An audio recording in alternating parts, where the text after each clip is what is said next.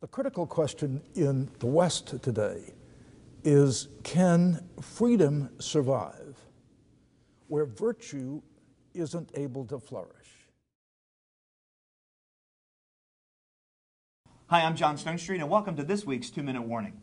We've been talking about the concept of virtue. For the last several weeks, Chuck has been talking about what's classically known as the cardinal virtues. Now we're going to make a transition and talk about the theological virtues. Now, the big difference between the cardinal virtues and the theological virtues is the difference between horizontal and vertical. The cardinal virtues are primarily understood to be horizontal, to be lived out in our relationship with others. The theological virtues are to be lived out primarily vertically in our relationship with God. And so it's fitting that we start with the virtue that orients us the most, and that, of course, is this idea of faith. Well, so the Bible tells us that faith is the substance of things hoped for, the evidence of things not seen. What does that really mean? Well, faith has to do with that in which we trust, that in which we depend. And all of us trust and depend on something. None of us are total automatons, completely independent. So we trust. And so the question of faith is, in what do we trust? What is the object of our trust? On what do we depend when our life is on the line? And the answer to that question is faith. Now, in the Bible, faith is used in two different ways. There's faith in which we believe and the faith by which we believe. The faith that there is a God, the faith that the world has purpose and meaning because it was created by God, this has a kind of intellectual content. And we shouldn't diminish that because this is the substance, the reality of that in which we hope. And yet there is another and deeper and more personal understanding of faith. Faith is that in which we ourselves trust and believe, on which we depend. And so it has both an intellectual and a very personal, you could almost say existential meaning. And we have to keep both of these in balance when we think about faith in the Bible and in the Christian life. And this is why this one is so important, because one of the lies we hear in our culture is that you can just look inside and believe whatever you want to believe. But what many people have realized, and it's true, is that our ability to live out the cardinal virtues are dependent fundamentally on whether we're actually rightly oriented vertically with the theological virtues. I mean, think about it this way.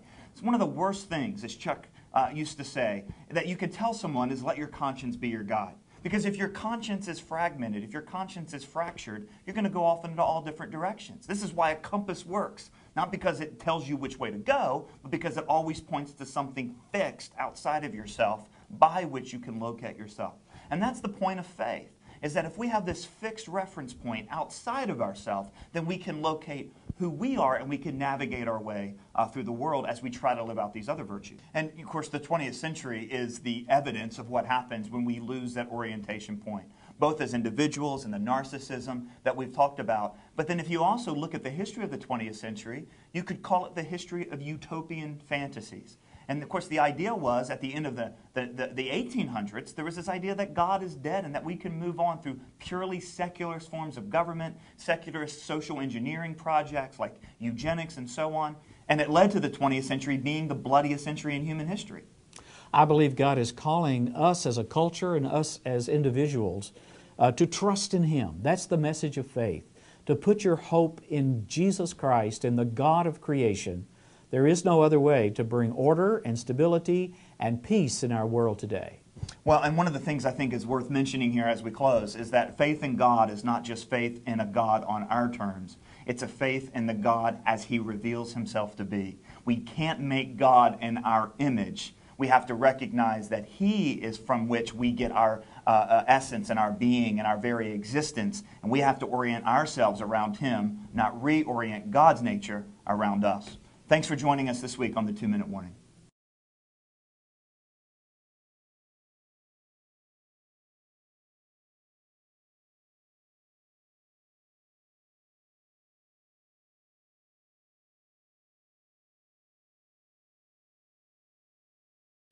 And of course, you and I know that politics is nothing but an expression of culture. So where are we as a church to be concerned? We're to be terribly concerned with bringing Christian truth to bear in all of culture.